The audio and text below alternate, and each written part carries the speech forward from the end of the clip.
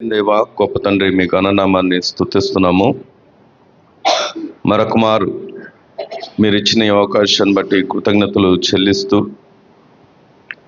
ఈ అపాయకరమైనటువంటి దినాల్లో, ఈ అంత్య దినాల్లో మా ఎడల మీరు వాత్సల్యతను చూపిస్తూ, నిన్నటి వారుగా ఉండవలసిన మమ్మలను నేటివారుగా ప్రవేశపెట్టి, మీ ఉద్దేశాలు, మీ సంకల్పాలు మా జీవితంలో ఏమై ఉన్నాయో వాటిని మీరు నెరవేర్చుట కొరకు మీరు మాకు ఇచ్చినటువంటి ఈ అవకాశాన్ని సద్వినియోగపరచుకొని నిత్యము మీ సన్నిధానంలో నమ్మకస్తులుగా మేము నడవడానికి సహాయం దయచేయండి. వాక్యమే ఉన్న దేవుడిగా మాతో మీరు మాట్లాడండి. మీ మాటే మమ్మల్ని బ్రతికిస్తుందని ఎరిగి మీ మాట యొద్దకు మేము వచ్చాం. మనుషుల మాటల చేత మేమెవరము కూడా బాగుపడలేము, కానీ మీ మాట మాత్రమే ప్రభా సహాయం చేయండి. అలాగే బలహీనులుగా, రోగులుగా ఉన్న వారి విషయంలో ఎన్నో కార్యాలు చేస్తూ వచ్చారు, స్వస్థతపరుస్తూ వచ్చారు. చర్య విషయంలో మీరు చేసిన కార్యాన్ని బట్టి మీకు కృతజ్ఞతలు. మరి రాధారాణి గారిని కూడా మీరు జ్ఞాపకం చేసుకొని స్వస్థపరచండి, కృప చూపించండి. అలాగే దుర్గారావు గారు మరి బలహీనంగా ఉన్నారని మా ముందుకు వచ్చిన ఆ మాటను మేము జ్ఞాపకం చేసుకోండి.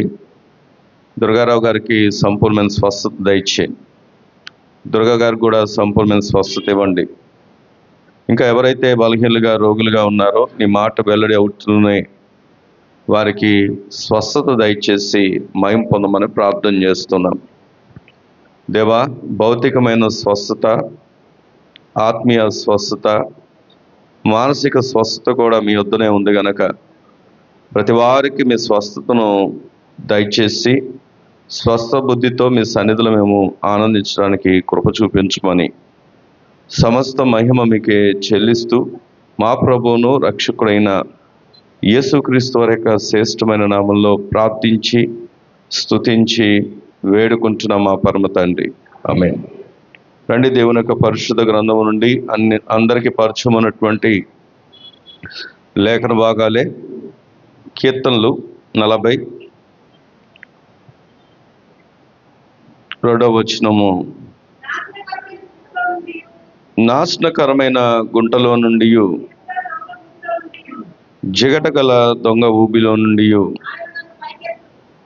ఆయన నన్ను పైకెత్తెను. నా పాదములు బండ మీద నిలిపి నా అడుగులు స్థిరపరచను. చాలండి.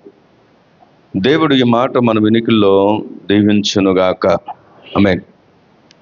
దేవునికి ఒక ఆలోచన ఉంది, వినండి. దేవుని ఆలోచన అదేమిటి అంటే, మన అడుగులు ఎలా ఉండాలని కోరుకుంటున్నాడంటే స్థిరముగా, స్థిరపరచాలని కోరుకుంటున్నాడు. ఈ దినాలు ఎలాంటి దినాలు అంటే అస్థిరమైనటువంటి దినాలు. ఎంత అస్థిరమైనటువంటి దినాలు అంటే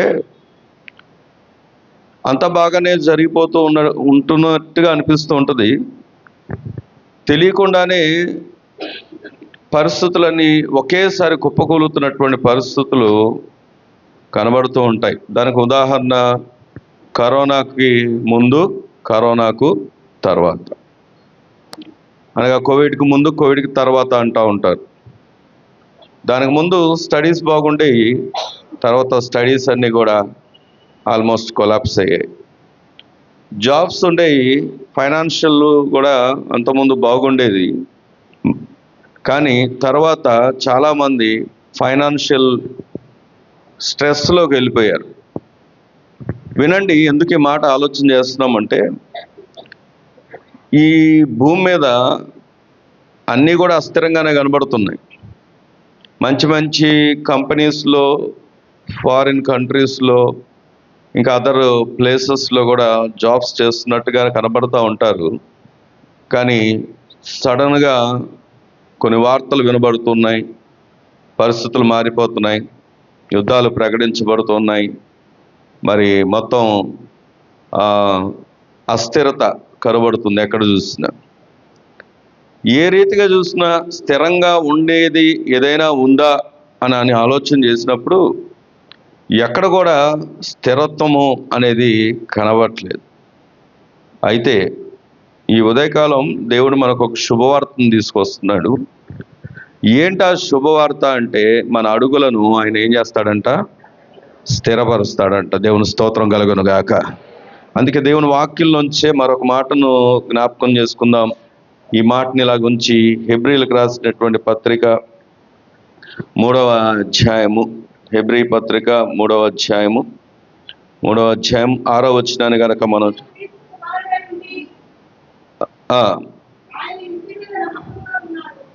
ఆయన ఇంటి మీద నమ్మకంగా ఉన్నాడు, ధైర్యమును నిరీక్షణ వలన ఉత్సాహమును తుదమట్టుకు స్థిరముగా చేపట్టిన ఎడల. అందరూ ఈ మాట చెప్పండి. అందరూ చెప్పాలి. మనమే ఆయన ఇల్లు. ఎప్పుడు మనం ఆయన ఇల్లు? వినాలి అంటే అక్కడ రాయబడి ఉంది, ఆయన ఇంటి మీద నమ్మకంగా ఉన్నాడు. మనకు ఉండాల్సింది ఏంటంటే ధైర్యమును నిరీక్షణ వలన ఉత్సాహమును. ఎప్పుడు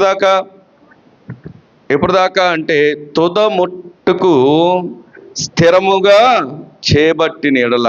మీ పక్కన ఉన్న వారికి చెప్పండి, తుదమట్టుకు స్థిరముగా చేపట్టాలని. ఎప్పుడు దాకా? వాక్యాన్ని పరిశీలన చేస్తే సహజంగా ఇప్పుడు జరుగుతున్నటువంటి ఈ రోజుతో మన ఉపవాస దినాలు ముగింపు. అమ్మయ్య, ఏమండి ఎంత శుభవార్త చెప్పారండి. ఎప్పుడు ఇంట్లో వంట చేద్దామా అని, ఎప్పుడు చక్కగా తిందామా, అంటే జెన్యున్గా ఉన్న వాళ్ళ సంగతి చెప్తున్నాను. ఎప్పుడు ఇంట్లో డిషెస్ మంచి వండుదామా అని అనుకోవడానికి లేదు. కోళ్ళు తినకూడదు, ఏమండి ఎగ్స్ కూడా తినకూడదు. ఎవరో ఆశ్చర్యంగా చూస్తున్నారు, ఇంట్లో వంట చేసి వచ్చినట్టున్నారు. ఏమండి ఎగ్స్ కూడా తినకూడదు. కాబట్టి ఏది సంతోషాన్ని తీసుకొచ్చేది ఏం కాదు మనకి. సరే, అయితే ఎందుకు ఈ మాట చెప్పానంటే, ఈ ప్రార్థన అనేది మనం ఒక పరిమిత డేట్కే ఫిక్స్ చేసేదేం కాదు. నేను పోయిన వారం కూడా చెప్పాను, ఇది ఒక ట్రైనింగ్ లాంటిది. నువ్వు ప్రతి దినము దేవునితో నీకేముండాలి అంటే స్థిరత్వం. అక్కడ అదే రాస్తున్నాడు. ఎప్పుడు దాకా స్థిరంగా ఉండాలి చెప్పండి? ఎప్పుడు దాకా? తుదమట్టుకు. నువ్వు పట్టుకున్న పని ఏదైనప్పటికీ, నీవు తీసుకున్నటువంటి బాధ్యత ఏదైనప్పటికీ, అలాగే నువ్వు ఏదైతే నిర్ణయాలు తీసుకున్నావో, తీర్మానాలు తీసుకున్నావో, దేవుని దగ్గర నీవు కలిగినటువంటి ఆ తీర్మానాల విషయంలో నువ్వు ఎలా ఉండాలి అంటే తుదమట్టుకు. సరే, ఇంతకు తుదమట్టుకు అంటే ఏంటి? చివరి వరకు. సరే, మళ్ళీ అడుగుతున్నాను, ఇంతకు ఎప్పుడు చివరా అంటే చెప్పండి, ఎవరు చెప్పగలరు? చివరెప్పుడో? దేవుని రాకడ వరకు, మన యొక్క ముగింపు వరకు. దేవుని స్తోత్రం కలుగును గాక. మన జ్ఞాపకం చేసుకోవాల్సినటువంటి ఒక ఆనందకరమైనటువంటి విషయం ఏంటంటే, అక్కడ ఆ మాటను చూసినప్పుడు మరొకసారి చూడండి. అయితే క్రీస్తు కుమారుడై ఉండి ఆయన ఇంటి మీద ఎలా ఉన్నాడు చెప్పండి? మనకు ఒక గైడ్ లైన్స్ ఇవ్వడానికి ఒక వ్యక్తి ఉన్నాడు. నమ్మకంగా పనిచేసినటువంటి ఒక వ్యక్తి ఉన్నాడు. మనం గురి కలిగి వెళ్ళడానికి, గురి లేనటువంటి జీవితం జీవించడానికి, ఎవరో లేరని చెప్పుకోవడానికి, గురి లేని వారుగా ఉండకుండా మనకు గురి కలిగి ఉండడానికి, మనం చూడడానికి యేసు ప్రభు మనకు ఉన్నాడు. ఆయన ఎలా ఉన్నాడంటే తన ఇల్లు అంతటి మీద ఆయన నమ్మకంగా ఉన్నాడు. దేవుని స్తోత్రం కలుగును గాక. అదే మాట, అదే సాక్ష్యం మోషే గురించి కూడా రాయబడి ఉంటుంది. ఏమనంటే దేవుడే చెప్తాడు, నా ఇల్లు అంతటిలో మోషే ఎలా ఉన్నాడంటే నమ్మకమైన వాడు. కానీ ప్రభు ఎంత గొప్ప కృపను మనకిచ్చాడంటే, వినాలి, ఎంత గొప్ప కృపను మనకిచ్చాడంటే, మనం గనక తుదమట్టుకు స్థిరముగా కొనసాగగలిగితే మనమే ఆయన ఇల్లు. దేవుని స్తోత్రం కలుగును గాక. కాబట్టి ఈరోజు ప్రాముఖ్యమైనటువంటి విషయం ఏంటంటే స్థిరంగా ఉండడం, స్థిరత్వం. అలాగే మన బలహీనత కూడా చెప్పాలి అంటే ఏంటో చెప్పనా? అస్థిరత్వం. ప్రార్థనలో బాగానే కొనసాగుతాం కొంతకాలం, పరిచయలో బాగానే కొనసాగుతాం కొంతకాలం, సేవకులతో కొనసాగుతాం కొంతకాలం, ప్రార్థన వ్యక్తిగత జీవితాలు, భక్తి జీవితాలు, అనుబంధాలలో కొనసాగుతాం కొంతకాలం, దేవునికి రక్షించబడినటువంటి దినాల్లో తీసుకున్నటువంటి తీర్మానాల్లో కొనసాగుతాం కొంతకాలం. కానీ ఇప్పుడు కొనసాగగలుగుతున్నామా అనే ప్రశ్నకు వచ్చేసరికి మనలో కనబడే లోటు ఏంటంటే అస్థిరత్వం. కానీ ప్రభు అంటున్నాడు, కాదు కాదు కాదు, నేను నిన్ను స్థిరపరచడానికి ఇష్టపడుతున్నాను. కానీ నీవు స్థిరపరాలి అంటే తుదముట్టుకు నువ్వేం చేయాలి చెప్పండి? స్థిరంగా ఉండడానికి, ఆయన ఇల్లుగా ఉండడానికి నీవు ప్రభు దగ్గరికి రావాల్సిందే. ఆమేన్. అందుకే ఈరోజు దేవుని వాక్యం దగ్గరకు వచ్చి ఆలోచన చేస్తే, నేను స్థిరంగా ఉండటం ద్వారా ఎవరు స్థిరపరుస్తారో చెప్తాను. కొన్ని విషయాలు, ప్రాముఖ్యమైన విషయాలు. ఎవరు స్థిరపరుస్తారో చెప్తాను, ఎవరు స్థిరంగా ఉండరో చెప్తాను, ఎవరు స్థిరంగా ఉంటారో చెప్తాను, స్థిరంగా ఉండడానికి దేవుడిచ్చినటువంటి అవకాశాలు ఏంటో చెప్తాను, స్థిరంగా ఉన్న వారికి లాభాలు చెప్తాను. ఇవన్నీ నేను చెప్తుండగా మీకు అర్థమవుతుంది. ఒక ఊరికే ఒక అవుట్లైన్ లాగా జ్ఞాపకం చేస్తున్నాను. దుబాయ్ దేశంలో ఒక ఎత్తైనటువంటి కట్టడం ఉంది. ఆ కట్టడం పేరేంటో తెలుసా? చెప్పండి. Burj Khalifa. అది 2700 ఫీట్లు ఎత్తు ఉంటుందంట. అర్థం చేసుకోండి, మనం ఎన్ని అడుగులు ఉంటాం? మనం ఎన్ని అడుగులు అండి? మహా అంటే 6 అడుగులు, మహా అంటే ఇక దానికి మించితే అది 2700 అడుగులు హైట్ కలిగి ఉంటుంది. ప్రపంచంలోనే దానికి ఒక విశిష్టత ఉంది. ప్రపంచంలోనే అది ఒక ఎత్తైనటువంటి కట్టడం. ఈ ఫ్లైట్ కంపెనీకి చెందినటువంటి ఎమిరేట్స్ ఏదో కంపెనీ ఉంది, అది దుబాయ్ ఎమిరేట్స్. అది చాలా కాస్ట్లీయెస్ట్ ఫ్లైట్స్, ప్రయాణాలు కూడా కాస్ట్లీయెస్ట్గా ఉంటుంది. ఒక టికెట్ 21 లక్ష 27 లక్షలు కూడా ఉంటుంది. అంత లగ్జరియస్గా ఉంటుంది. అలాంటి కంపెనీ యాడ్ కోసం వారు ఆ ఖలీఫా అన్నటువంటి ఎత్తైనటువంటి ప్లేస్కి వెళ్ళి ఒక అమ్మాయి నిలబడి జెండా పట్టుకొని వాళ్ళ యొక్క ఏదైతే దుబాయ్ ఎమిరేట్స్ అని ఉందో ఆ ఫ్లాగ్ను పట్టుకొని నిలబడిందామా. అయితే అంత ఎత్తైన స్థలంలో నిలబడడం అంటే చాలా గొప్ప విషయం. కానీ ఆ అడ్వర్టైజ్మెంటులో మేము ఎంత ఎత్తైనటువంటి గుర్తింపు సాధించాం అని చెప్పడానికి. ఇంతకీ ఆమె ఎవరు అంటే ఒక స్కై డైవర్. స్కై డైవర్ అంటే తెలుసా? వెనక పారాషూట్లు కట్టుకొని ఎంత ఎత్తైనటువంటి స్థలం నుండైనా దూకగలిగినటువంటి వ్యక్తి. అయితే ఎందుకు ఈ విషయం చెప్తున్నానంటే, అంత ఎత్తైనటువంటి స్థలంలో నిలబడి మేము కట్టిన కట్టడం చూడండి ఎంత ఎత్తైంది అనడానికి ఒక నిదర్శనం మనం గమనిస్తూ ఉంటాం. ప్రపంచం మొత్తంలోనే వారు ఇంకా అలాంటి దానికన్నా ఎత్తైన కట్టడానికి ప్రయత్నాలు చేస్తున్నారు. అది సగం దాంట్లో మేఘాలు ఆవరిచ్చేస్తూ ఉంటాయి. దాని ఎత్తు యొక్క గొప్పతనం ఏంటంటే, మరి అది ఎలా నిలబడింది అంటే దాని గురించి చదివినప్పుడు ఆ లోతు ఏదైతే ఉందో దాంట్లో వేసినటువంటి ఫౌండేషన్కి వాడినటువంటి కాంక్రీటు దాదాపుగా 1,10,000 టన్నుల కాంక్రీట్ వాడారంట జస్ట్ కిందకు వాడడానికి. రేపు నుండి ఒక గోడ కట్టాలి మనం, చర్చి గోడ. దాన్ని కట్టడానికి నానా తిప్పలు, నానా అవస్థలు పడుతున్నాం. ఇప్పుడు గోడ కట్టాలి, ఎలా కట్టాలి, ఎక్కడ నుండి కట్టాలి, ఖర్చు విషయంలో ఆలోచించాల్సి వస్తుంది. మరి దేవునికి ఇచ్చే విషయంలో, చేసే విషయంలో, మరి నిలబడే విషయంలో. ఎందుకంటే ఆ సరిహద్దుల్లో సమస్య లేకుండా అది కట్టాలని అనుకుంటున్నాం. ఈ సంవత్సరం మందిరం కొరకు ఆలోచన చేస్తున్నాం. అయితే ఆ చిన్న గోడ కట్టడానికి ప్రతిసారి వెళ్ళడం, చూడడం. వాళ్ళేమో మన ఎలా చూస్తారంటే మళ్ళీ వచ్చారా, చూడడానికి వచ్చారా అన్నట్టుగా చూడడం.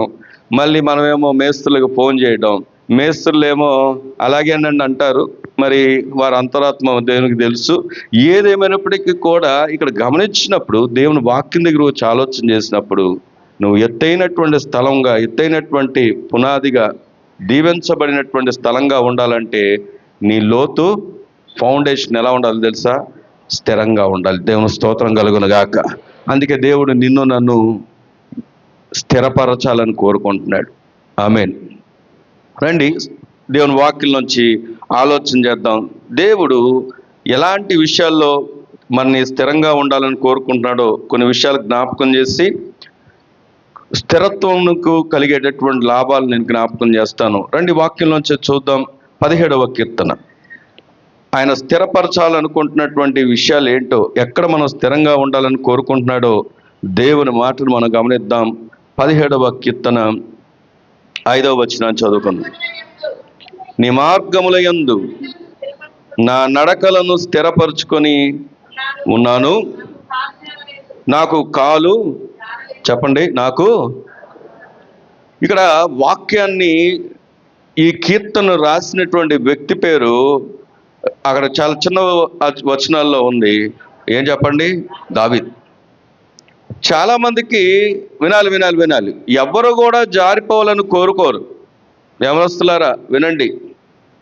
ఎవరు కూడా కోరుకొని పడిపోవాలని, జారిపోవాలని, జారిపోయే పరిస్థితుల్లో ఉండాలని, అవమానకరంగా ఉండాలని చాలాసార్లు వారు తల్లిదండ్రుల ముందు, బంధువుల ముందు, సంఘం ముందు, లేకపోతే మన ప్రభువుని ఎరగినటువంటి కుటుంబాల ముందు అనాలారా వినండి.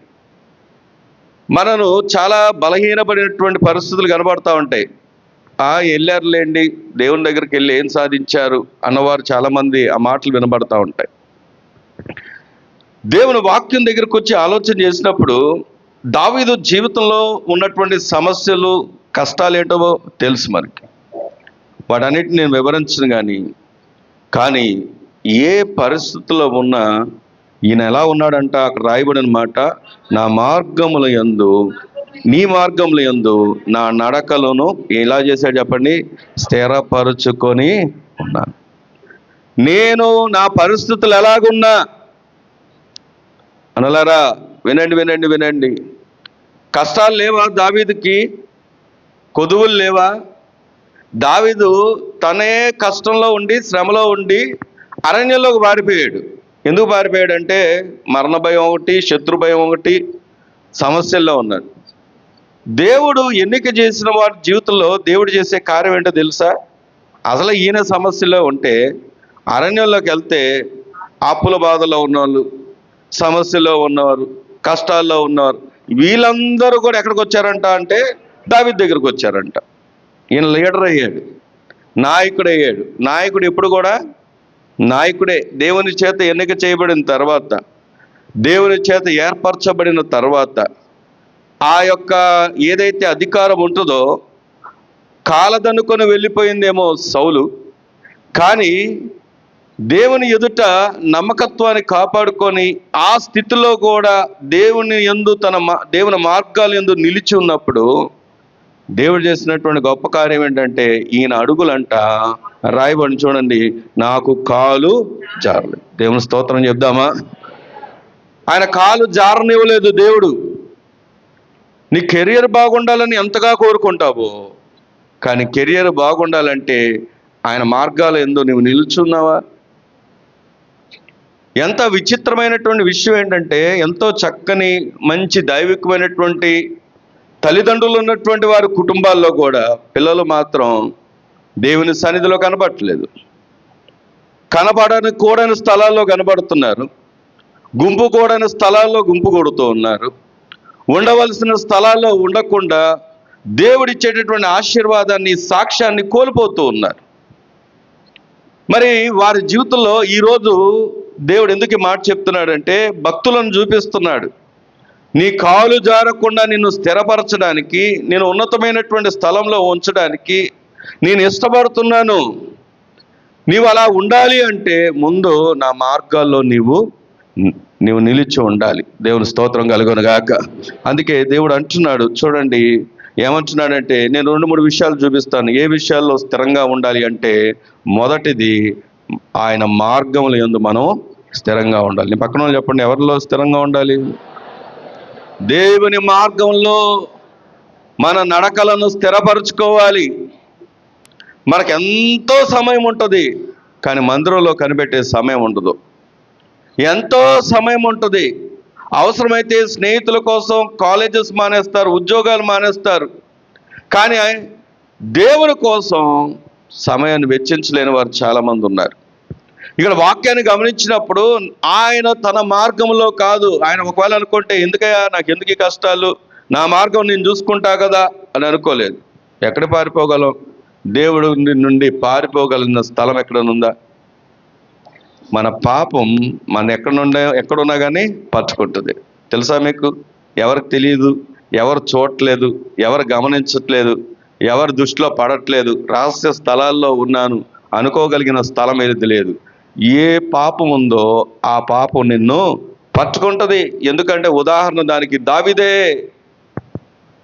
దావీదే అయినప్పటికీ ఆ దావీదు పశ్చాత్తాపం కలిగి ఉన్నాడు, దేవునికి లోబడ్డాడు, దేవుని యందు విధేయత చూపించాడు, తన అతిక్రమలను ఒప్పుకున్నాడు, విడిచిపెట్టాడు, దీవించబడ్డాడు.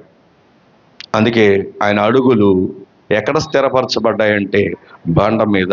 దేవుని స్తోత్రం కలుగును గాక. మరి ఇంకెక్కడ ఉండాలి స్థిరత్వం అంటే? చూడండి, 51వ కీర్తనలో ఒక చక్కని మాట ఉంది. 51వ కీర్తన 10వ వచనాన్ని కనుక మనం చదువుకున్నట్లయితే, దేవా నా యందు శుద్ధ హృదయమును కలగచేయము, నా అంతరంగములు. చెప్పండి, ఏ మనసు కావాలి? ఎక్కడ కావాలి? మనకు ఉన్నటువంటి ఉదాహరణకి వినండి, నేను కాలేజ్ చదువుతున్నటువంటి దినాల్లో, ఇంకా చెప్పాలంటే నిన్నటి నుండి మా పెద్ద అబ్బాయికి 10th క్లాస్ ఎగ్జామ్స్ స్టార్ట్ అయ్యాయి. సిబిఎస్ఈ సిలబస్ వాళ్ళకి ముందుగా ఎగ్జామ్స్ మొదలు పెడతారు. నేను తర్వాత స్మైలీ మేమిద్దరం డ్రాప్ చేయడానికి వెళ్ళాం. ఒక స్కూల్కి వేశారు. ఎంతటి గొప్ప వాళ్ళు కూడా వస్తున్నారు అక్కడికి. ఎందుకు గొప్ప వాళ్ళు అంటుంటే, జడ్జెస్ కార్లు అవుతున్నాయి, జడ్జ్ అని రాస్తున్నాయి. కొంతమంది ధనవంతుల కార్లు వస్తున్నాయి, చాలా విలువైనటువంటి కార్లు వస్తున్న వారు ఉన్నారు. అందరూ చిన్న స్థాయి నడుచుకుంటూ, ఫ్యామిలీ కూడా నడుచుకుంటూ వస్తున్న వారు ఉన్నారు. చిన్న పిల్లలు పట్టుకొని అబ్బాయి ఫస్ట్ ఎగ్జామ్ రాస్తున్నాడు కదా అని చెప్పేసి అలా వస్తున్న వారు కూడా ఉన్నారు.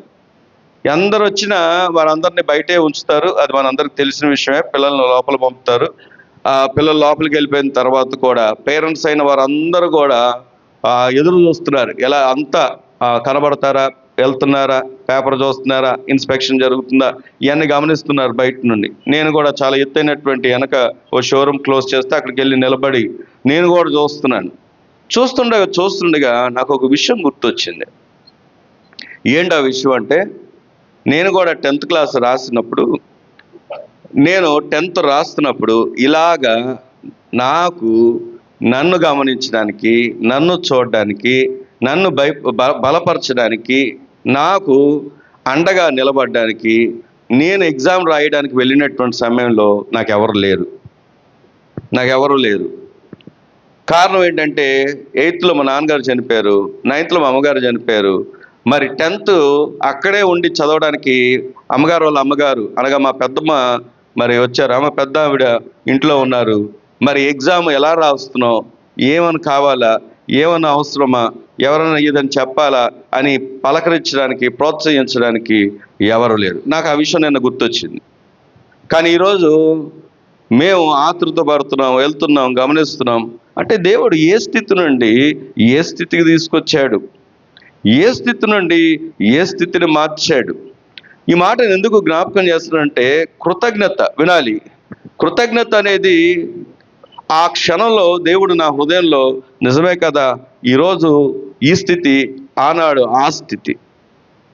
కాలేజీకి వెళ్తున్న దినాల్లో, కాలేజీలో అప్పుడప్పుడే ప్రభువు దగ్గర అవుతున్నాం, కానీ లోకం కూడా ప్రభావం చూపిస్తుంది. లోకం ఎక్కువ ప్రభావం చూపిస్తుంది. ఇక్కడ వాక్యం వింటున్నంత సమయం, దేవుని ప్రజలతో ఉన్నంత సమయం నమ్మకంగా ఉండాలి, పరిశుద్ధంగా ఉండాలి, యథార్థంగా ఉండాలి అని ఒక ఆలోచన చేస్తూ ఉంటాం. చేయమని నేను చెప్పను, కానీ చేసేటటువంటి మన తీర్మానాలు ఎంతవరకు నిలబడుతున్నాయంటే, బహుశా ఒక రోజు నిలబడుతున్నాయేమో. నేను అందరికీ ఈ విషయం చెప్పట్లేదు, కానీ దేవుడు అంటున్నాడు, ఒకవేళ ఈరోజు ఈ మాట విని అయిపోయిందిలే, ఈరోజు ఆరాధన అయిపోయింది, వెళ్ళిపోతున్నాం అని అనుకోవడానికి లేదు. దేవుడు నీవు వింటున్నటువంటి మాట విషయంలో నీ విషయంలో ఆయన ఏం కోరుకుంటున్నాడంటే, ఇప్పుడు విన్న మాట ఏదైతే ఉందో దాని గురించినటువంటి ఒక దినం, నువ్వు తీసుకున్నటువంటి తీర్మానం యొక్క ఆ ఫలితాన్ని కోరుకుంటున్నాడు. అందుకే అక్కడ రాయబడి ఉంది, ఆయన ఏం కోరుకుంటున్నాడో క్లియర్గా రాయబడి ఉంది చూడండి. నా దేవా నా యందు శుద్ధ హృదయము కలగచేయము, నా అంతరంగములో స్థిరమైన మనస్సును నూతనముగా పుట్టి. దేవుని స్తోత్రం కలుగును గాక. దేవుడు నీ అంతరంగాన్ని కోరుకుంటుండగా, ఈ రోజు అయినప్పటికీ ఈ మాట నీకు వినబడుతున్నప్పటికీ దేవుడు నీ దగ్గర నుండి ఆశిస్తుంది ఏంటంటే, స్థిరత్వం ఎక్కడుండాలో తెలుసా? ఎక్కడుండాలి? ఒకవేళ శారీరకంగా బలంగా ఉంటే ప్రయోజనం లేదు. శారీరకంగా బలంగా ఉండడానికి ఏం చేస్తాం చెప్పండి? ఏం చేస్తాం? ఎక్సర్సైజెస్, జిమ్స్ చేస్తాం. మీకు తెలుసా, ప్రపంచవ్యాప్తంగా బాడీ బిల్డర్గా మనం చాలా జిమ్ సెంటర్స్కి బయట పెడతా ఉంటారు కొంతమంది వ్యక్తులు. అందులో ఒక వ్యక్తి, అతను రాన్ ఏదో మొత్తానికి ఒక పేరుంది, అతను చాలా బలంగా ఉంటాడు. కానీ ఆయన పరిస్థితి ఏంటో తెలుసా? ఎంతోమంది గొప్ప గొప్ప సెలబ్రిటీస్గా, బాడీ బిల్డర్స్గా కనపడిన వారు సింపుల్ హార్ట్ అటాక్స్తో చనిపోయారు. కాళ్ళు పడిపోయి, నడువులు పడిపోయి, బరువులు కాదు, ముందు నడవడం కూడా కష్టమైనటువంటి పరిస్థితుల్లోకి వెళ్ళిపోయిన వాళ్ళు ఉన్నారు. నేను ఎందుకు ఈ విషయం చెప్తున్నంటే, ఫిజికల్ ఫిట్నెస్ ఉండొద్దని నేను చెప్పట్లేదు. నేను చెప్పడానికి కలిగినటువంటి ఆ యొక్క మాట యొక్క అర్థం ఏంటంటే, ఫిజికల్ ఫిట్నెస్ కన్నా మనకు ఉండాల్సిన ఫిట్నెస్ ఏంటంటే స్పిరిచువల్ ఫిట్నెస్. దేవుని స్తోత్రం కలుగును గాక. అంతరంగంలో స్థిరత్వం కావాలి, హృదయంలో స్థిరత్వం ఉండాలి. దేవుని సన్నిధిలో, దేవుని నడతలలో, దేవుని మార్గంలో ఉండడానికి స్థిరత్వం మనకు ఉండాలి. అందుకే దేవుడు మనను ప్రేరేపించి, సంఘాన్ని ప్రేరేపించి, సేవకులను ప్రేరేపించి ప్రార్థనా కూడికలు, ప్రార్థనా సమావేశాలు, జరుగుతున్నటువంటి ఆరాధన క్రమాలు, ఎందుకంటే మీకంటే కూడా ఎక్కువగా రెస్ట్ తీసుకోగలిగినటువంటి స్థానంలో ఉన్నప్పటికీ కూడా రెస్ట్ లేకుండా ఎందుకు పనిచేస్తాము అంటే, దేవుడు అప్పగించినటువంటి బాధ్యత ఏంటంటే మీరు స్థిరులుగా ఉండాలని. ఆమేన్. అందుకే దేవుడు ఈ మాట మన ముందు తీసుకొస్తున్నాడు. చూడండి, ఇంకే విషయంలో స్థిరత్వం ఉండాలో చెప్తాను. ఒకటి, దేవుని మార్గాల్లో స్థిరత్వం ఉండాలి. రెండవది, అంతరంగంలో స్థిరత్వం ఉండాలి. మూడోది, 119వ కీర్తన ఆయన కోరుకుంటున్నటువంటి మరొక స్థిరత్వం ఏమిటి అంటే, 119వ కీర్తన 5వ వచనం చదువుదాం. 119వ కీర్తన, ఆహా నీ కట్టడలను గైకొనున్నట్లు. ఏ విషయంలో చెప్పండి? ఏ విషయంలో చెప్పండి? నేను ఒక మాట అడుగుతున్నాను, మన ప్రవర్తన విషయంలో మనం స్థిరులమో కాదో దానికి మార్కులు ఎవరేస్తారు చెప్పండి? ఇక్కడ ఆహా ఊహు అన్న, అమ్మగారు అని చేతులు కట్టుకున్నా కానీ నువ్వు స్థిరుడువో స్థిరురాలువో దానికి జవాబునిచ్చేవారు ఎవరో తెలుసా? దేవుడే. ఎందుకు ఈ మాట అంటే, చాలా మనం అందరికి ఉన్నటువంటి బలహీనత ఏంటంటే, మన ప్రవర్తన విషయంలో మనం ఫెయిల్ అయిపోతూ ఉంటాం. ప్రవర్తన విషయంలో ఫెయిల్ అయిపోతూ ఉంటాం. అంతా సాఫీగా వెళ్తున్నప్పుడు ఒకలాగా ఉంటాం, అంతా హ్యాపీగా వెళ్తున్నప్పుడు ఒకలాగా ఉంటాం, అనుకూలంగా వెళ్తున్నప్పుడు ఒకలాగా ఉంటాం. మనం కోరుకున్నది, మనం అనుకున్నది జరగలేదా? మనం ఊహించినట్లుగా జరగలేదా? మనం అనుకుంటున్నట్లుగా జరగట్లేదా? వెంటనే మన ప్రవర్తన ఏమొస్తుంది చెప్పండి? మళ్ళీ జ్ఞాపకం చేస్తున్నాను, నువ్వు స్థిరురాలుగా ఉండాలన్నది దేవుని యొక్క ఆలోచన. అది ఏ విషయంలో అంటే ప్రవర్తన విషయంలో. దేవుని స్తోత్రం కలుగును గాక. అందుకే సామెతల గ్రంథంలో ఒక చక్కని మాట ఉంది, 3వ అధ్యాయము. ఏంటి ఆ మాట చూద్దామా? సామెతల గ్రంథం 3వ అధ్యాయం చదవమ్మా. నీ స్వబుద్ధిని ఆధారము చేసుకొనక నీ పూర్ణ హృదయముతో యెహోవా యందు నమ్మిక ఉంచుము. చెప్పండి, దేంట్లో నమ్మకం ఒకటే ఉంటే చాలదా చెప్పండి?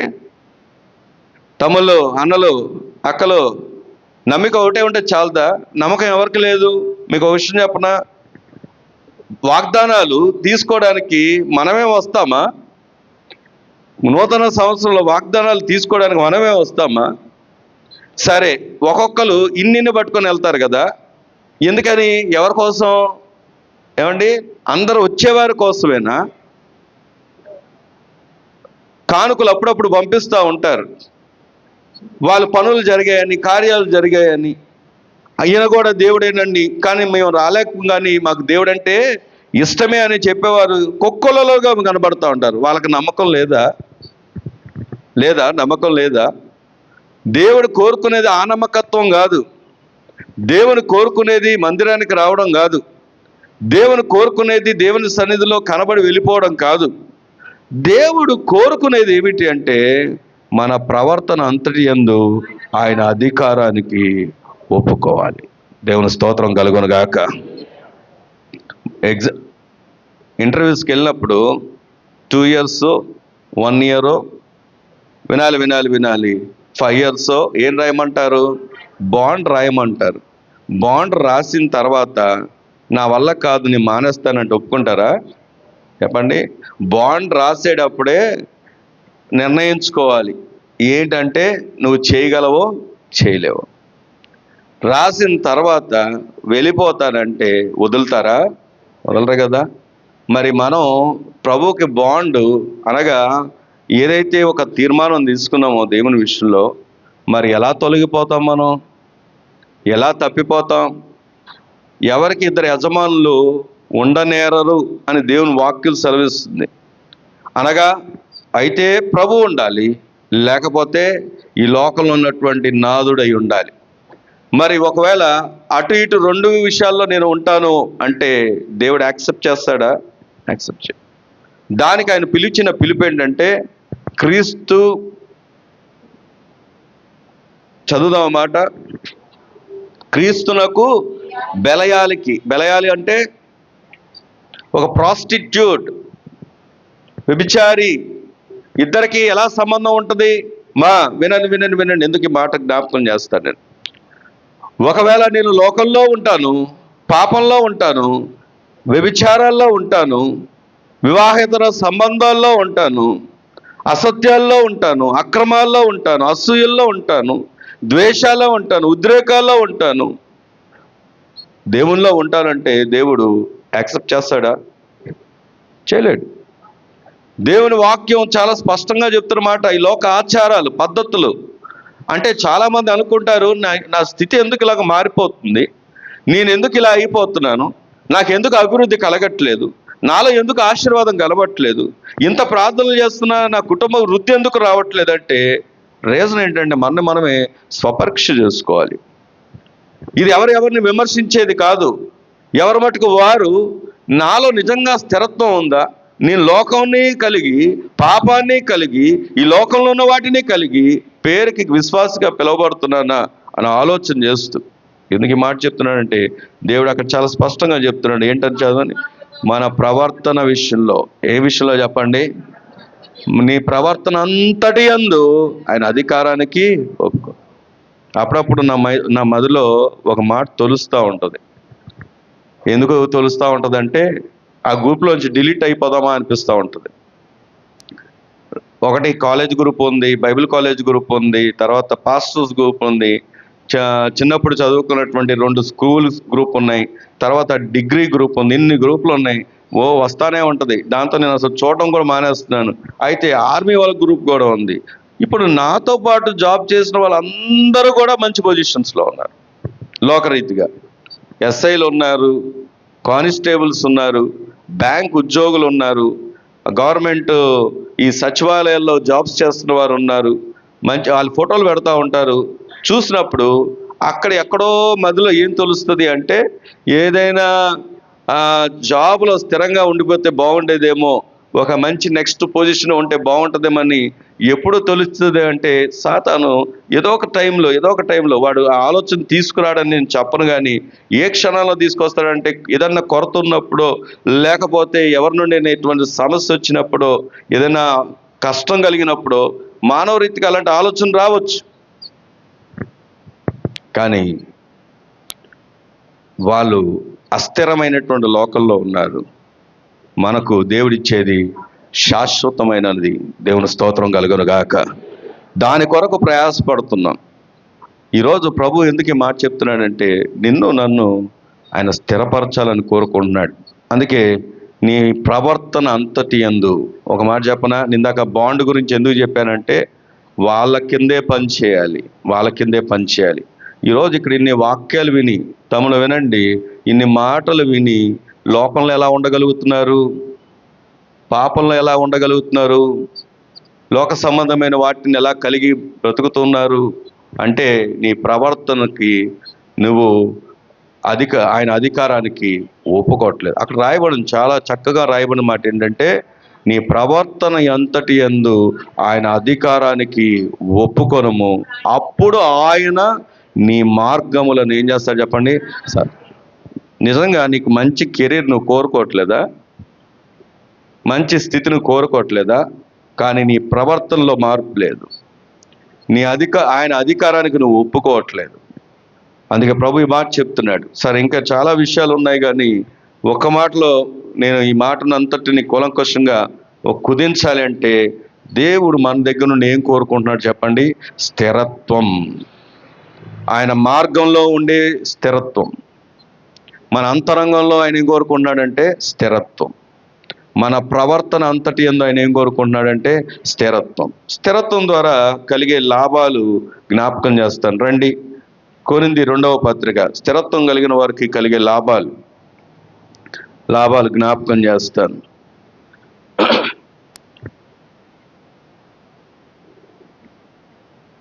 ఒక పని చేస్తాను, మరొక మాట చూపిస్తాను. అదేంటంటే ఎవరు స్థిరపరచబడతారు, తర్వాత లాభాల్లోకి వస్తాను. ఎవరు స్థిరపరచబడతారు? రండి, దినవృత్తాంతాల 2వ గ్రంథం. అందరికీ ఆశ ఉంది స్థిరపరచబడాలని. మరి ఎవరు స్థిరపరచబడతారు అంటే వాక్యం చెప్పే మాట దినవృత్తాంతాల 2వ గ్రంథం 20వ అధ్యాయం 20వ వచనం చదువుదాం. అంతటా వారు ఉదయమునే లేచి తెకోవారణ్యమునకు పోయిరి. వారు పోచుండగా యెహోషాపాతు నిలవబడి, యూదావారులారా, యెరూషలేము కాపురస్తులారా, నా మాట వినుడి, మీ దేవుడైన యెహోవాను నమ్ముకొనుడి. మీ పక్కన ఉన్న వాళ్ళు చెప్పండి మాట. ఎప్పుడు స్థిరపరచబడతారు చెప్పాలి. ఎప్పుడు స్థిరపరచబడతాం?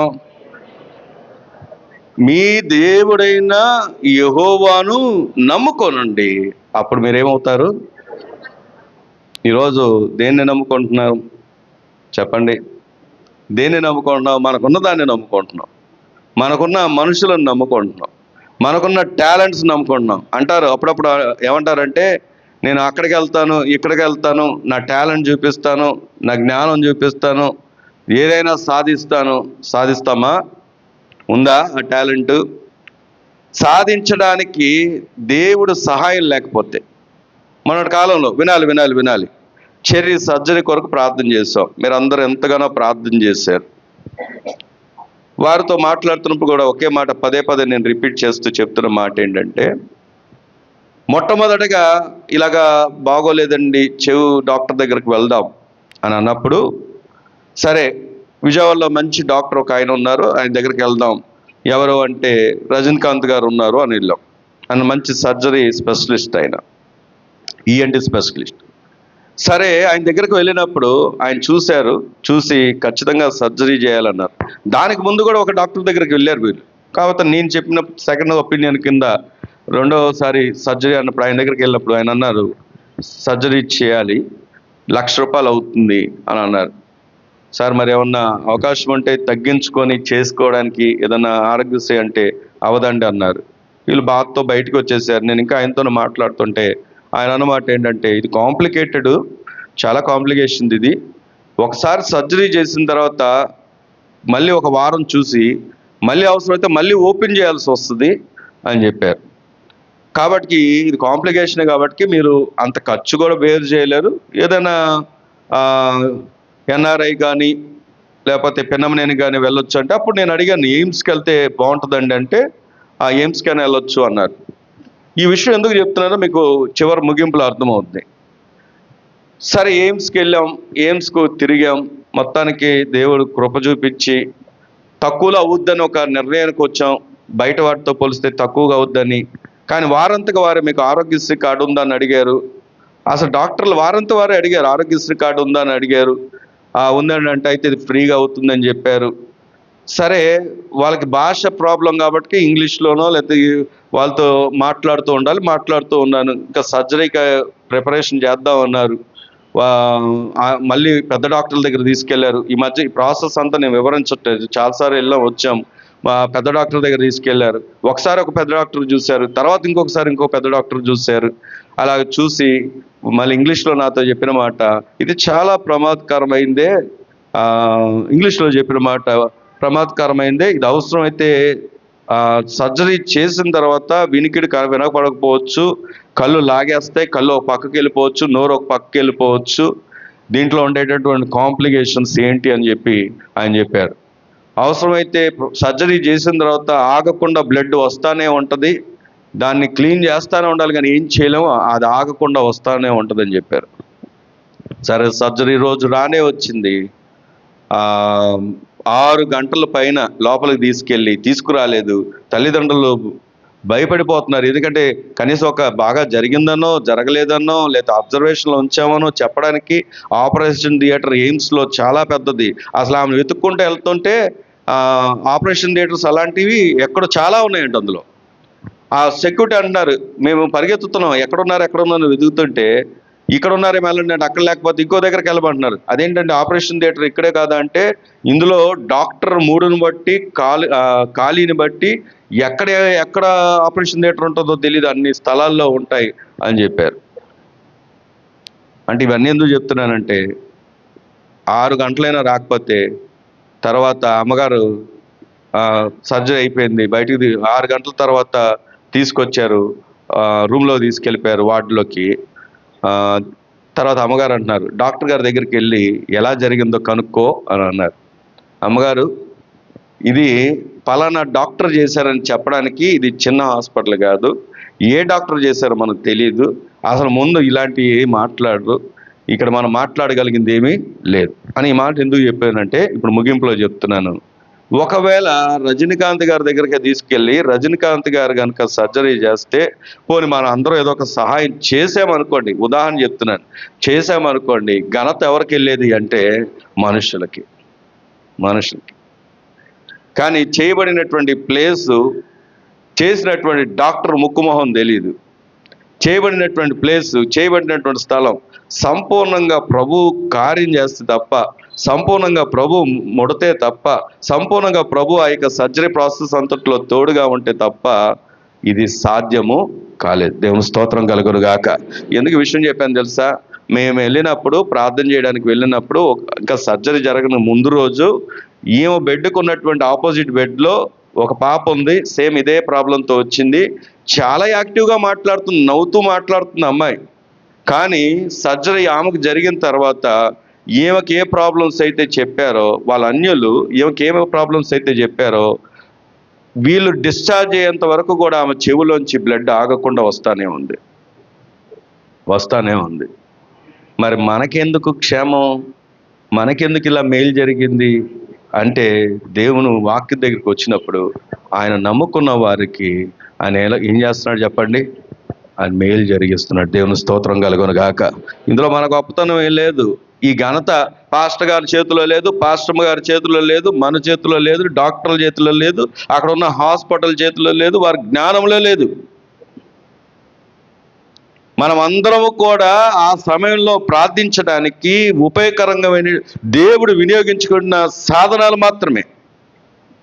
ఘనత రావాలి అన్నా, మహిమ రావాలన్నా ఆయనకు మాత్రమే.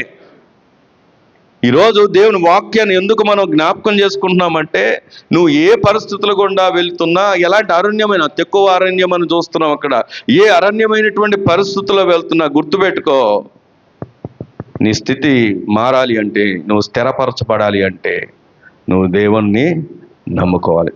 ఆమేన్. ఒక్కొక్కరు ఈ సమయానికి ఇక్కడ ఉన్నటువంటి యవనస్తులు అందరూ కూడా మారు మనసులు పొందాలి.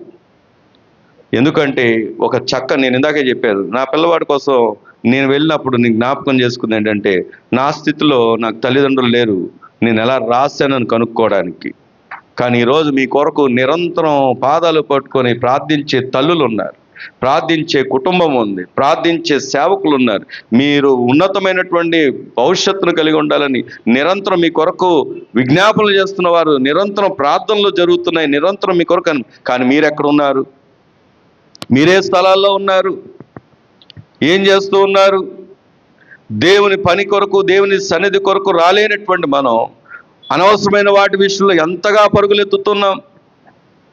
ఈరోజు ప్రభు మనతో మాట్లాడుతున్న మాట, నీ జీవితంలో అరణ్యమైనటువంటి అవమానమైన, నిందైన, సమస్య అయినా, కొదువైన, కొరతైన ఏది తీరాలన్నా ఖచ్చితంగా నువ్వు ఎక్కడికి రావాలో తెలుసా? ప్రభువు దగ్గరికి రావాల్సిందే. నీ హృదయం ప్రభువుకి ఇవ్వాల్సిందే. ఆమేన్. అందుకే రండి దేవుని వాక్యం దగ్గరికి వచ్చి ఆలోచన చేస్తే, యోబు గ్రంథం 11వ అధ్యాయం. యోబు గ్రంథం. ఎవరు స్థిరపరచబడతారు అంటే, ఎవరైతే యెహోవాను నమ్ముకుంటారో వారు స్థిరపరచబడతారు. అలాగే యోబు గ్రంథం 11వ అధ్యాయం చదువుకుందాం. 11వ అధ్యాయం 14 వచనం చదువుదాం. పాపం నీ చేతిలో ఉండుట చూచి, చెప్పండి ఎవరి చేతిలో ఉంది? ఇప్పుడు పాపం ఎక్కడుంది చెప్పండి? ఈ బైబిల్ ఇక్కడ రాసిన వాక్యం ఇప్పుడు పరిస్థితులు చూసి రాశారా? ఎక్కడుంది పాపం? ఎక్కడుంది చెప్పాలి. తమ్ముళ్ళు తలదూకుని జాలి అని చెప్పండి. ఎక్కడుంది చెప్పండి? ఎవరి చేతిలో ఉంది? ఇప్పుడు చేతిలోనే ఉంది పాపం. నాకు బాగా గుర్తు, నా చిన్నతనంలో మా ఊరిలో, మీకు కూడా అనుభవాలు ఉంటాయి, టీవీలు గుర్తు చేసుకుంటే అప్పట్లో డోర్ సిస్టమ్ టీవీలు ఉండేవి. ఇప్పుడు కూడా కొంతమంది దాచిపెట్టుకున్నారు దాన్ని. ఎందుకు అంటే దానికి డోర్ వేసే ఉండేది. అది అందరి దగ్గర ఉండేది కాదు. ఆ వీధి మొత్తంలో ఒక ఇంట్లోనే ఉండేది. మా వీధి మొత్తంలో వాళ్ళు మూడుని బట్టి ఏమయ్యేదంటే టీవీ ఓపెన్ చేశారు. అలాగని గొప్ప ప్రోగ్రామ్స్ వస్తాయంటే, మొన్న ఇక్కడ కూర్చొని ప్రార్థన చేస్తున్నప్పుడు అక్కడ దూరం నాకు ఇప్పుడు కూడా దూరదర్శన్ యాంటీనా కనబడింది. దాన్ని ఒక వింతగా చూస్తున్నాను నేను. నాకు వింతగా అనిపించింది. ఎందుకంటే ఆ యాంటీనా పెట్టుకొని సరిగ్గా సిగ్నల్ రాకపోతే దాన్ని అటు తిప్పి ఇటు తిప్పి, ఆ రోజులు ఇక్కడ ఉన్న వాళ్ళకి ఎవరికి తెలియదు. ఈ విషయం ఎందుకు జ్ఞాపకం చేస్తున్నానంటే, ఆ వీధి మొత్తంలో ఒక టీవీ ఉండేది. అది కూడా వారానికి ఒక ప్రోగ్రాము. వారంలో ఒకసారి ఒక చిత్రహారనో, లేకపోతే ఒకరోజు సినిమానో, ఇంకొకసారి ఏంటంటే ప్రాంతీయ భాష చిత్రాలు వచ్చాయి. అంటే మనకు ఆ టైంలో ఆ భాషతో మనకు అసలు రాదు, అయినా కానీ ఏదో చూసామన్నట్టుగా టీవీ ముందు కూర్చున్నామన్నట్టుగా వెళ్ళిపోయి కూర్చున్న సందర్భాలు ఉన్నాయి. ఎంతో ఆశతో ఒక ప్రోగ్రాం వస్తుంది. అప్పట్లో చిన్నతనంలో హీమ్యాన్ అని వచ్చేది, హీమ్యాను ఏదో వచ్చేది, అవి చూద్దామని వెళ్ళి, నేను ఇంకా బాగా కురువృద్ధునిలేండి, ఏమండి కురువృద్ధుని నేను చెప్పే ప్రోగ్రాం మీకు తెలియదులే. మీరు అంతరంగాలు ఋతురగాల టైంలో వాళ్ళు అనమాట, ఏమండి. అయితే ఎందుకు ఈ విషయం చెప్తున్నా అంటే, అంత ఆసక్తితో వెళ్తే వాళ్ళ ఇంట్లో ఏదైనా చిన్న మనస్పర్ధలు, గొడవలు, లేదా ఏదైనా కోపంలో ఉన్నారనుకోండి, ఏం చేసేవారో తెలుసా? టీవీ క్లోజ్ చేసేవారు. నిట్టూర్పులతో, నిరాశతో వెనక్కి తిరిగి వచ్చే రోజులు. కానీ అప్పుడు ఎక్కువ ఏముండేది తెలుసా? Physical games. రావడం, బ్యాగు పడేయడం, పరిగెత్తేవాళ్ళం ఆడుకోవడానికి. కానీ ఈ రోజుల్లో చెప్పండి, పాపం ఎక్కడుంది చెప్పండి? ఎవరి చేతిలో ఉంది? నీ చేతిలోనే ఉంది. అసలు ఆమెకి కాంటాక్ట్స్ ఎలా తీయాలో తెలియదు, కానీ నిరంతరం ఇందులో ఉంటుందామా? ఆమెను డ్రాప్ చేయాలి, ఒకళ్ళు వెళ్ళి డ్రాప్ చేయాలి, దింపి రావాలి. కానీ ఆమె చేతులు ఎప్పుడేముంటుంది? ఇప్పుడు ఎవరు చిన్న ఫోన్లు వాడుతున్నారు? ఏమండి, ఎవరో తప్ప. ఎందుకు అంటే నిరంతరం ఇక వచ్చిందే.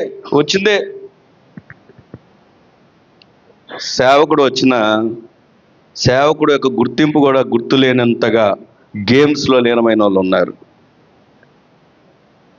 సేవకుడు కాదు. ఈ రోజుల్లో ఒక మాట చెప్పనా? మన పరిశుద్ధత అన్నది, మన పవిత్రత అన్నది మనుషుల ముందుగా దేవుడు చూసేది నువ్వు ఒంటరిగా ఉన్నప్పుడే, నువ్వు ఒక్కడిగా ఉన్నప్పుడే. ఎందుకు మాట చెప్తున్నాను తెలుసా? నిన్ను దేవుడు గమనిస్తున్నాడు. ఇప్పుడు నవ్వులుగా ఉంటాయి, నీ జీవితం నవ్వుల పాలు అవ్వకూడదని ప్రభు ఈ మాట చెప్తున్నాడు. దేవుడు నీ మాట ఎందుకు చెప్తున్నాడంటే, సేవకుడికి కానీ తల్లిదండ్రులకు కానీ అంతరంగంలో కక్షతో వచ్చే మాటలు కాదు ఇది. మీరు ఎక్కడ నశించిపోతారో అని. లోకంలో ఎంతోమంది యవనస్తురాలు పాపం వలన వస్తున్నటువంటి జీతం ఏంటంటే మరణం. ఆ మరణంలో అకాల మరణాలు చెందుతూ ఉంటే ఎక్కడ నశించిపోతారో అని కడుపు కట్టుకొని కన్నీరు కారుస్తూ దివారాత్రముల కొరకు మీ కొరకు ఎందుకు ప్రార్థన చేస్తున్నారంటే మీరు మంచి భవిష్యత్తును చూడాలని. అదే తల్లిదండ్రుల ఆశ, అదే సేవకుల ఆశ. అక్కడ అదే అంటాడు వాక్యాన్ని చూసినప్పుడు. ఎక్కడ ఉందో చెప్పండి, ఆ మాట చదువుదామా? గట్టిగా చదవండి. పాపము నీ చేతిలో ఉండుట చూచి ఎవరు విడిచిపెట్టాలి? ఈరోజు నవ్వుకుంటున్నటువంటి మన జీవితాల్లో చెబుతున్నప్పుడు, వినబడుతున్నప్పుడు ఈ దేవుడు ఎందుకు ఈ మాట చెప్తున్నాడంటే నీ చేతిలో ఉన్న దాన్ని విడిచిపెట్టవలసిన బాధ్యత నీకే ఉంది. ఎందుకు ఆ మాట చెప్తున్నాడో చూడండి. పాపము నీ చేతిలో ఉండటం చూచి నీవు దాన్ని విడిచిన ఎడల, నీ గుడారంలో నుండి దుర్మార్గతను నువ్వు కొట్టివేసిన ఎడల నిశ్చయముగా నిర్దోషివై. మన సంతోషం ఎక్కడుంది చెప్పండి? నేను ఒక మాట సూటిగా అడగనా? నిజంగా నీకు సంతోషం ఉందా? నిజంగా నీకు సంతోషం ఉందా? అందరూ ఉన్నారుగా, ఇంట్లో అన్నీ ఉన్నాయిగా, కానీ ఏమి లేదు, సంతోషం లేదు. ముందు మన ఇంటిలో మన చేతిలో ఉన్న దుర్మార్గతను, పాపాన్ని ఏం చేయాలో తెలుసా? తీసివేయాలి, కొట్టివేయాలి. దేవుని స్తోత్రం కలుగును గాక. దేవుడు నిన్ను ఇబ్బంది పెట్టడానికి ఈ మాట చెప్పట్లేదు. దేవుడు ఎందుకు ఈ మాట చెప్తున్నాడంటే ఆయన హృదయం ఏంటంటే నిశ్చయముగా నిర్దోషివై నీవు సంతోషించదవు, నిర్భయుడవై నీవు స్థిరపడి ఉందవు. దేవుని స్తోత్రం చెప్దామా? నీ పక్కన తట్టి చెప్పండి, నువ్వు స్థిరంగా ఉంటావని. నువ్వు స్థిరపడి ఉండాలి అంటే, దేవుని దృష్టిలో నిర్దోషిగా ఉండాలి అంటే ఏం తీసేయాలి నీ చేతిలోంచి? ఫోన్ కాదు తీసేయాల్సింది. నీ చేతిలోంచి తీసేయాల్సింది పాపాన్ని. నీ హృదయంలోంచి తీసేయాల్సిన దుర్మార్గతను, నీ గుడారంలోంచి తీసేయాల్సిన దుర్మార్గతను. ఎందుకు ఈ మాట దేవుడు మనతో మాట్లాడుతున్నాడంటే నీ జీవితంలో సంతోషం లేకుండా, నీ కుటుంబంలో సంతోషం లేకుండా ఉండడానికి ప్రధాన కారణం ఏంటంటే పాపమే. మనం తీసుకువేసలేము కాబట్టే, మన పాపాన్ని మనం జయించలేము కాబట్టే ప్రభువైన యేసుక్రీస్తు వారి లోకానికి వచ్చి సిలువలో ఆయన ప్రాణాన్ని పెట్టి నీ మీద నా మీద ఆరోపించబడినటువంటి ఆ నేరాన్ని ఆయన ఏం చేశాడంటే కొట్టివేసి. కానీ ఎప్పుడు అది మనం తీసివేయబడుతుంది అంటే నువ్వు ఆయనకు సబ్మిట్ అయినప్పుడే. మనం మొదట్లోనే హెబ్రీ పత్రికలో రాసుకున్నాం, ఆయన తన ఇంటి విషయంలో ఎలా ఉన్నాడు చెప్పండి? నమ్మకంగా ఉన్నాడు. దేవుని స్తోత్రం కలుగును గాక. మనం చూడాల్సిన ఆయన్ని, నమ్మకంగా నడిచిన ఆయన్ని, శోధన వచ్చినప్పుడు కూడా వాక్యం ద్వారా జయించిన ఆయన్ని, కనికరం చూపించిన ఆయన్ని, ఇతరులను క్షమించిన ఆయన్ని. ఏమండి, క్షమాపణ హృదయం ఉందా? మనకి ఉందా? బైబిల్ వాక్యాన్ని మనం పరిశీలన చేస్తే ఏంటంటే నా ప్రార్థనకు జవాబు రాదు అంటారు. నేను ముగింపులోకి వెళ్తున్నాను. నా ప్రార్థనకు జవాబు రాదు అంటారు కదా. ఎందుకు ప్రార్థనకు జవాబు రాదో నా మాటలు కాదు కానీ దేవుని వాక్యంలోనే ఉంది. చూడండి. మత్తయి సువార్త 6వ అధ్యాయం. మత్తయి సువార్త 6వ అధ్యాయం 14వ వచనం చదువుదాం. మనుషుల అపరాధములను మీరు క్షమించిన ఎడల మీ పరలోకపు తండ్రి. ఏంటండి వైస్ వర్సా అంటే ఏంటో తెలుసా? ఇంగ్లీష్లో వైస్ వర్సా అని మాట ఉంటుంది. విన్నారా ఎప్పుడైనా? వైస్ వర్సా అంటే ఏంటో తెలుసా? నీవేదైతే అనుకుంటున్నావో దానికి కూడా అది కూడా అదే సంబంధం. అంటే ఒక మాటలో చెప్పాలంటే ఇద్దరు ఈక్వల్, అంటే చేయాల్సింది సేమ్ థింగ్. అదేంటో చెప్తాం మీకు అర్థమయ్యేలాగా. నీవు క్షమించబడాలి అంటే మొదట నువ్వేం చేయాలి చెప్పండి? ఇతరులను క్షమించు. ఎప్పుడో అనుకోకుండా ఏదో ఒక సందర్భంలో ఏదో ఒక మాట వస్తుంది. వినండి, ఏదో ఒక మాట వస్తుంది. వీళ్ళిద్దరూ చక్కగా వెళ్తున్నారు, కొనసాగుతున్నారు. అనుకోకుండా ఏదో ఒక మాట వచ్చింది. ఎప్పుడు విషయం జ్ఞాపకం చేసుకుంటారు చెప్పండి? ఎప్పుడు విషయం జ్ఞాపకంగా వస్తుంది? ఆ బీసీ కాలంలో ఎప్పుడో జరిగిపోయింది. ఏదో మాట అనుకున్నారు, మళ్ళీ సమాధాన పడ్డారు, చాలా సారీ చెప్పుకున్నారు. ఇప్పుడు ఇంగ్లీష్లో ఈజీ అయిపోయింది క్షమాపణ అనేది. ఏం చెప్పండి? సారీ. సారీ. మా చిన్నతనంలో స్కూల్లో చదివేటప్పుడు ఇద్దరు పిల్లల మధ్య గొడవ జరిగితే టీచర్ దగ్గరికి వెళ్ళినప్పుడు ముందు కొట్టేవాళ్ళు, తర్వాత ఏమనేవారంటే అరే ఒకరికొకరు ఏం చెప్పుకోమనేవారు, సారీ. కొంతమంది కొద్దిగా ఇంకా ఒక స్టెప్ ముందుకెళ్ళి అరే ఆడికి అడ్డం పట్టుకో, నువ్వు ఆడికి అడ్డం పట్టుకో, ఇప్పుడు అడగరా ఏం చెప్పమంటావు, ఒకటి గడ్డం ఒకటి పట్టుకొని ఏం చెప్పమనేవారు, సారీ. ఇప్పటి నుండి మన ఇద్దరం ఎవరు అంటే ఫ్రెండ్స్. చాలాసార్లు సారీ అనే మాట నోటితో వస్తుంది, కానీ ఎక్కడుండి రాదు, వారి మీద మనకు క్షమాపణ ఉండదు, వారిని మనం యాక్సెప్ట్ చేయలేం, వారిని మనం క్షమించలేం, వారి దోషాలు ఇతరుల్లో పంచుకుంటాం. మనం ఏం చేస్తూ ఉంటాం, దాన్ని ప్రచారం చేస్తూ ఉంటాం, దుష్ప్రచారాలు చేస్తూ ఉంటాం. ఇవన్నీ గమనిస్తున్నటువంటి దేవుడు మనకు ఏదైనా చేయాల్సి వచ్చినప్పుడు, మన యొక్క ప్రార్థనలకు జవాబు ఇవ్వాల్సి వచ్చినప్పుడు ఇవన్నీ ఏమైపోతున్నాయో తెలుసా, అడ్డుబండలు అయిపోతున్నాయి. ఉన్నారా ఇక్కడే? ఎందుకు ఈ మాట దేవుడు మనతో మాట్లాడుతున్నాడంటే, దేవుడు మొట్టమొదటి ప్రసంగంలోనే చెప్పాడు, మీ అపరాధాలు క్షమించబడాలంటే మీరు ఇతరుల యొక్క అపరాధాలని ముందు దేవుడు మనల్ని క్షమిస్తాడా, ముందు మనం ఇతరులను క్షమించాలా? ప్రార్థన చేయడానికి వెళ్ళబోతున్న నీవు, ప్రభు బల్లలో పాలుబోధులు పొందబోతున్న నీవు, దేవుని పిల్లలుగా పిలువబడబోతున్న నీవు, స్థిరపరచబడాలని కోరుకుంటున్నటువంటి నీవు, నీలో నాలో మన అందరిలో, నీవే కాదు నీలో నాలో మన అందరిలో ఉండాల్సినటువంటి లక్షణం ఏంటంటే క్షమాపణ. అందుకే ప్రభు అంటున్నాడు, అక్కడ ఏమన్నాడు చెప్పండి, 15వ వచనం, మీరు మనుషుల అపరాధములను క్షమింపకపోయిన ఎడల మీ తండ్రియు మీ అపరాధములను క్షమింపడు. ఒకవేళ అక్కడ అంటాడు కింద వచ్చిన, మీరు ఉపవాసం చేయనప్పుడు వేషధారులు, అంటే అక్కడ చెప్తాడు ప్రభు కావాల్సింది ఎప్పటికీ కూడా కేవలము ఏం చెప్పండి, ప్రార్థనలు లేకపోతే కేవలము ఈ క్రమాలు పాల్గొనడం కాదు, హృదయము కూడా ఏముండాలి చెప్పనా, మారాలి. మన ప్రవర్తన మారాలి, మన బ్రతుకు మారాలి, మనం ప్రభు కోరుకున్నట్లుగా మలచబడాలి. గత సంవత్సరానికి ఈ సంవత్సరానికి ఆత్మీయంగా ఎదగాలి, అభివృద్ధిలో ఎదగాలి, దేవునికి ఇచ్చే విషయంలో ఎదగాలి, దేవునికి ఉండే విషయంలో నమ్మకంగా ఉండాలి. అలాంటి వారిని దేవుడు ఏం చేస్తాడంటే స్థిరపరుస్తాడు. చివరికి ఒక వచనం చూపిస్తాను, కొనసాగింపు ప్రభు చిత్తమైతే మరొక వారం చూద్దాం. ఎవరు మరి స్థిరపరచబడతారు అంటే వాక్యాన్ని చూసి ముగించుకుందాం. కీర్తనలకారుడు 7వ కీర్తన 10వ వచనం చదువుకుందాం. దుష్టుల చెడుతనము మాన్పుము, నీతి గలవారిని స్థిరపరచుము, యథార్థ హృదయాలను రక్షించు దేవుడే నా కేడమును మోహివాడని. ఎవరిని రక్షిస్తాడు చెప్పండి దేవుడు? ఒక మాట వినండి. ఎవరిని రక్షిస్తాడంట? యథార్థ హృదయం అంటే ఏంటో తెలుసా?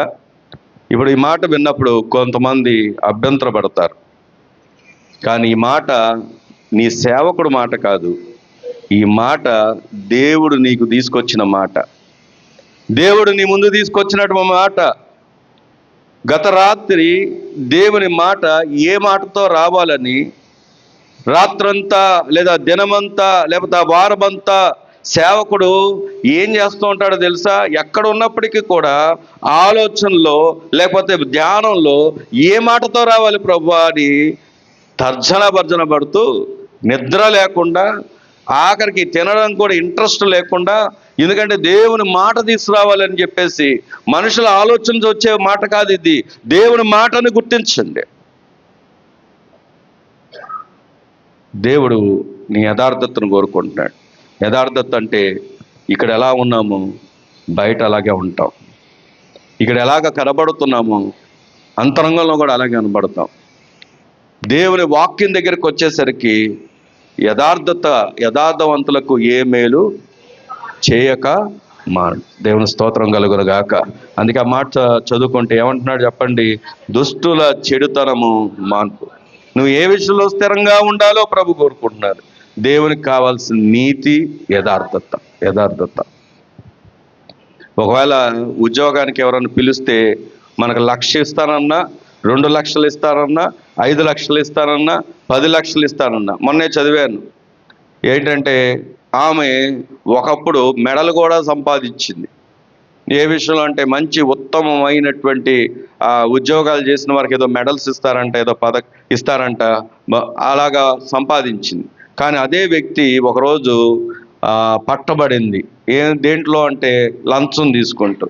అవన్నీ నోట్ల కట్లన్నీ అక్కడ ముందు పెట్టి ఆమెను ఫోటో తీసి, ఇదిగో ఒకప్పుడు ఉత్తమంగా వచ్చినటువంటి వ్యక్తి ఇప్పుడు పట్టబడింది, ఏసీబీ వాళ్ళు పట్టుకున్నాడు, యాంటీ కరప్షన్ బ్యూరో వాళ్ళు పట్టుకున్నారని.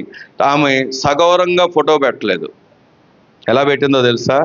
తలదించుకొని పెట్టుకుంది. తలదించుకొని. ఎందుకో తెలుసా? ఒకప్పుడు బహుమానం తీసుకునేటప్పుడు, ఒకప్పుడు షీల్డ్ తీసుకునేటప్పుడు చాలా సగౌరవంగా ఉందమ్మ. సగౌరవంగా ఉంది. అందరూ క్లాప్స్ కొడుతున్నారు, అందరూ మెచ్చుకుంటున్నారు, అందరూ చెప్పుకుంటున్నారు కూడా. ఏమని చెప్పుకుంటారు? ఇగో ఆమె ఎవరో తెలుసా? మా అక్క అని వాళ్ళ తమ్ముడు చెప్పుకున్నాడేమో, వాళ్ళ ఇంటి వారు చెప్పుకున్నారేమో. ఆమె ఎవరో తెలుసా? నా భార్య అని భర్త చెప్పుకున్నాడేమో. ఏమండి, ఎప్పుడు దాకా కనబడుతున్నది ఆ మెప్పు పొందుకుంటున్నప్పుడు దాకా. కానీ ఒకరోజు పాపము ఏం చేసిందంటే ఆమెను పట్టుకుంది. ఇప్పుడు ఆమె తలదించుకొని అవమానకరంగా ఉన్నప్పుడు చెప్పుకోగలుగుతారు అదే వ్యక్తులు, ఫలానా వ్యక్తి ఆమె మాకు రిలేషన్ అని? చెప్పండి. ఒకరోజు ప్రభు వస్తున్నాడు. ప్రభు వచ్చినప్పుడు మీ తల్లి ఎంత ప్రార్థించే తల్లి అయినా, నీ తండ్రి ఎంత నిన్ను కాచుకునే తండ్రి అయినా, ఒకవేళ నువ్వు ఎంత మంచి కుటుంబంలో నీ భార్య ఎంతగా నిన్ను ప్రార్థించే భార్య అయినా, ఎంతగా నీ భర్త నిన్ను ప్రేమించే వ్యక్తి అయినా, ఎంతగా పిల్లలతో ఒక చక్కని అనుబంధం కలిగిన, ఒక మాట గుర్తుపెట్టుకోండి, ప్రభు వచ్చేటప్పుడు యథార్థతను కోరుకుంటాడు దేవుడు, నీతిని కోరుకుంటాడు దేవుడు. ఆ యథార్థవంతులకు, ఆ నీతిమంతులకు మాత్రమే యుగయుగాలు కూడా శాశ్వతమైనటువంటి సంతోషం ఉంది. దానిలో వారు ఉంటారు. అది కుటుంబమైనా, ఒకవేళ ఒక వ్యక్తి అయినా, దేవుడికి కావాల్సింది యథార్థత. నిన్ను ఈరోజు కూడా వాక్యం ద్వారా స్థిరపరచి ఆ స్థానాన్ని ఇవ్వడానికి ఈ మాటలు మన ముందుకు తీసుకొచ్చాడు. ఎవరు స్థిరపరచబడతారో దేవుని మాట విన్నాం. ఎలా స్థిరపరచబడాలో దేవుని వాక్యాన్ని మనం విన్నాం. ప్రార్థన చేసుకుందాం. ప్రార్థన చేద్దాం. పాపం చేతిలోనే ఉంది. పరిశుద్ధుడా, ఈ ఉపవాస దినాలన్నిట్లో మీరు మాకు తోడుగా ఉన్నారు. మీ సన్నిధిలో మేము ప్రార్థించి కనిపెట్టడానికి నీ కృపనిచ్చారు. ఈ చివరి పునరుద్ధానం, చివరి దినము ఉపవాసాలకి నాయన ఒక గొప్ప మాటలు మీరు మాకు అనుగ్రహించారు. దుర్మార్గత లేక దుష్టత్వం లేక చెడుతను లేక పాపం, ఇవి నాయన మా జీవితాలలో అభివృద్ధి, ఆశీర్వాదం, దీర్ఘాయు, నెమ్మది, సమాధానానికి, ఘనతకి, కీర్తికి ఆటంకంగా కనపడుతున్నట్లుగా మీ లేఖనాలు సెలవిచ్చే ప్రభు. అది పిల్లలైనా, పెద్దవారైనా, ఎవరులైనా, వృద్ధులైనా, పురుషుడైనా, స్త్రీ అయినా, భార్య అయినా, భర్త అయినా, బిడ్డలైనా, అది ఎవరైనప్పటికీ కూడా నాయన, అయ్యా నువ్వు మాట్లాడుతున్నావు తండ్రి. మేము నాయన స్థిరముగా, మేము నాయన వృద్ధి చెందేవారుగా, మేము అభివృద్ధిలో ఉండేవారుగా, మేము ఖ్యాతి కలిగేవారుగా ఉండాలని నాయన, ఇతరుల దృష్టికి నాయన మేము ఘనత కలిగిన వారుగా ఉండాలని తండ్రిగా మమ్మల్ని ప్రేమిస్తూ మీరెంతో నీ మాటలు మాకు అందిస్తూ ఉన్నారు. అయ్యా పగ ఒకలే మా హృదయాలు లేకుండా నాయన నా తండ్రి, ఇతరుల్ని క్షమించే మనసు, మా పగవారిని క్షమించే మనసు, మాపై తిరుగుబాటు చేస్తున్న వారిని క్షమించే మనసు, మాకు వ్యతిరేకంగా పోరాడుతున్న వారిని క్షమించే మనసు, మాపై అబద్ధాలు పలుకుతున్న వారిని క్షమించే మనసు, మాకు నాయన నష్టం కలగజేసిన వారిని క్షమించే మనసు, మాకు కీడు తలపెట్టాలని పొంచి ఉన్న వారిని క్షమించే మనస్సు తండ్రి మేము కలిగి ఉండాలని, నువ్వు కలిగి ఉండు అంతే. ఆ మనస్సు కలిగి ఉంటే చాలు, నేను అన్ని విషయాల్లో క్షమిస్తా. నువ్వు కలిగి ఉండు, నేను చేసి చూపిస్తానంటున్నావు నాయన. అయ్యా, ఆ భావాలు మాలో ఉన్నాయి, ఆ పగలు మాలో ఉన్నాయి, ఆ కక్షలు నాలో ఉన్నాయి, ఆ ద్వేషం నాలో ఉంది. కానీ ఇతరులకు క్షమించటం వలన నా అన్నీ నువ్వు క్షమిస్తానని ఒక అద్భుతమైన సందేశాన్ని తీసుకొచ్చావు తండ్రి. ఎంత ప్రేమ నాయన నీకు, ఎంత ప్రేమ ప్రభు. మా ఎడల నీకున్న ప్రేమ ఉద్దేశాలు అవి లెక్కకి మించినవి. అవి నేను చెప్పాలనుకున్నా అవి లెక్కకి మించి ఉన్నాయి నాయన. నీకు సాటైన వారు ఎవరు లేరు, నీకు సాటైన వారు ఎవరు లేరు ప్రభా. అందుకే జిగటగల భూమి నుండి, నాశనకరమైన గుట్ట నుండి వారు లేపబడ్డారు. వారు సహనంతో ఆ పరిస్థితులు కూడా వెళుతున్నప్పుడు సహనాన్ని కలిగి ఉన్నారు. సహనంతో నేను వెంబడించారు, సహనంతో నీ పాదాల దగ్గర కనిపెట్టారు, సహనంతో నేను ప్రేమించారు, సహనంతో ఒకరోజు నేను బండ మీద ఖచ్చితంగా నిశ్చయంగా నన్ను నిలబెడతాడని నాయన ఉద్దేశించి కృతజ్ఞత హృదయం కలిగిన వారై సహనంతో వెంబడించారు. ఈరోజు సంఘంతో నాతో మాట్లాడారు. ఒకటి, మేము సహనంతో నేను వెంబడించాలి. రెండు, దుర్మార్గత లేకుండా, దుష్టత్వం లేకుండా, చెడుతనం లేకుండా, మా చేతిలో పాపం లేకుండా మేము ఉండాలని ప్రభువా. రెండు నాయన, మూడు నాయన, మేము మా అపరాధములే కాదయ్యా, ఇతరుల అపరాధములు క్షమించినప్పుడు మీరు క్షమిస్తానని సెలవిచ్చారు. అప్పుడు మీ బండ మీద స్థిరముగా కదల్చబడ్డ వారంగా ఉంటాను. ఇత్తబడిన మాటలు ప్రతి హృదయంలో నేను కట్టునాయన. మీ రాజ్యంగా రాకళ్ళు మేమందరూ ఉండినట్లుగా నీ కృప మా అందరికీ అనుగ్రహించు.